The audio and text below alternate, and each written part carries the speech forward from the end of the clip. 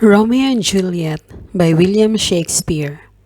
In the streets of Verona, another brawl breaks out between the servants of the feuding noble families of Capulet and Montague.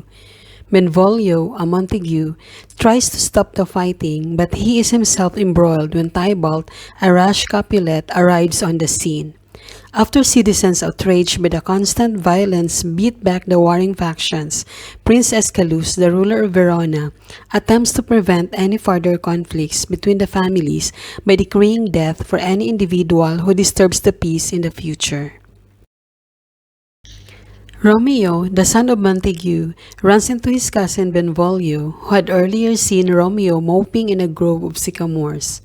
After some prodding by Benvolio, Romeo confides that he is in love with Rosaline, a woman who does not return his affections. Benvolio counsels him to forget this woman and find another, more beautiful one, but Romeo remains despondent.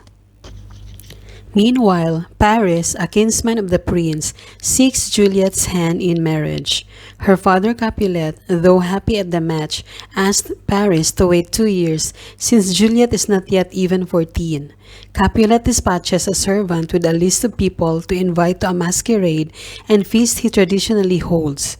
He invites Paris to the feast, hoping that Paris will begin to win Juliet's heart.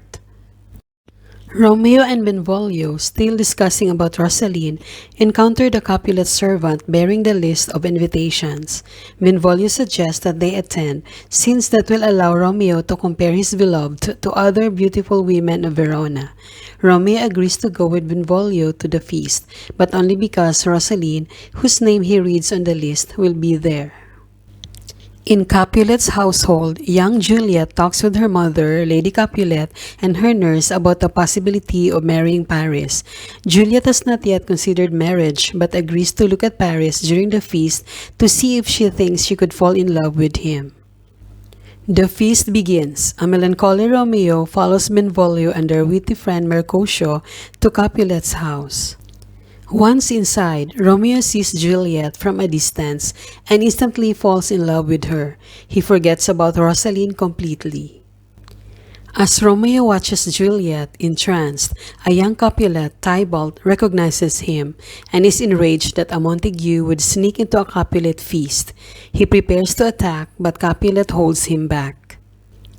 Soon, Romeo speaks to Juliet and the two experience a profound attraction. They kiss, not even knowing each other's names. When he finds out from Juliet's nurse that she is the daughter of Capulet, his family's enemy, he becomes distraught. When Juliet learns that the young man she has just kissed is the son of Montague, she grows equally upset. As Mercutio and Benvolio leave the Capulet estate, Romeo leaps over the orchard wall into the garden, unable to leave Juliet behind.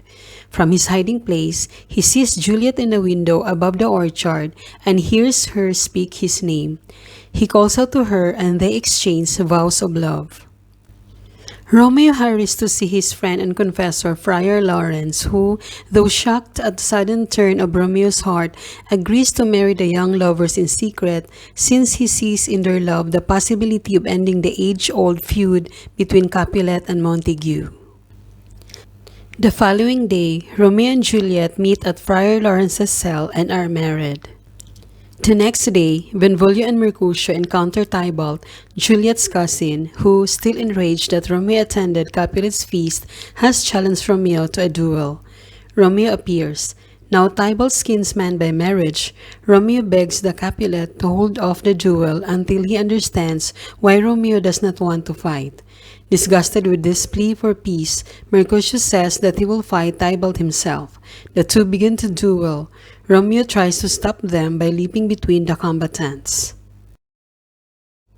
Tybalt stabs Mercutio under Romeo's arm and Mercutio dies. Romeo, in a rage, kills Tybalt. Romeo flees from the scene.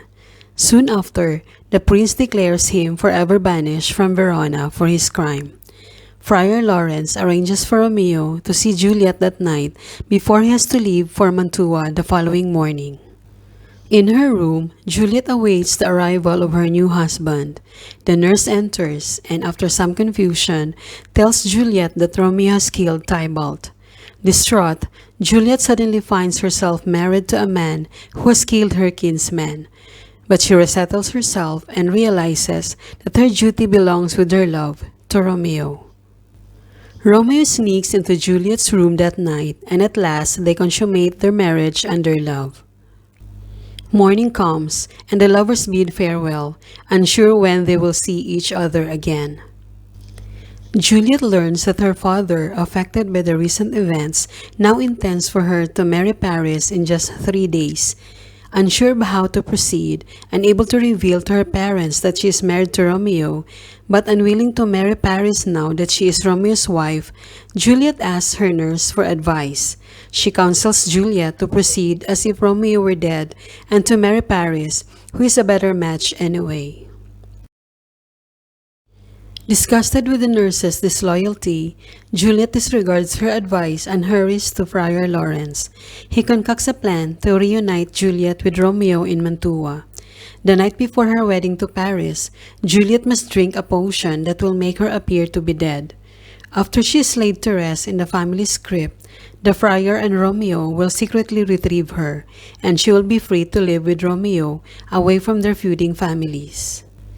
Juliet returns home to discover that the wedding has been moved ahead 1 day and she is to be married the next day. That night, Juliet drinks the potion and the nurse discovers her apparently dead the next morning. The Capulets grieve and Juliet is entombed according to plan.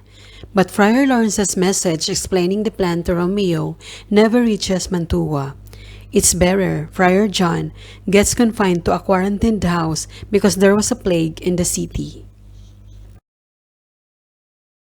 Romeo learns only of Juliet's death and decides to kill himself rather than live without her. He buys a vial of poison from a reluctant apothecary, then speeds back to Verona to take his own life at Juliet's tomb. Outside the Capulet crypt, Romeo comes upon Paris, who is scattering flowers on Juliet's grave. They fight and Romeo kills Paris.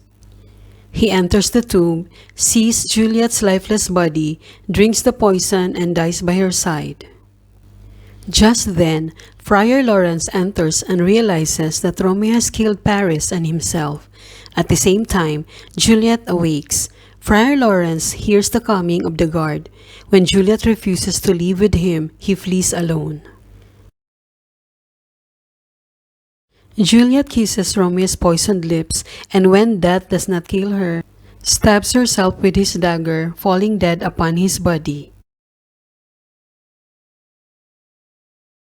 The guard arrives, followed closely by the prince, the Capulets, and Montague.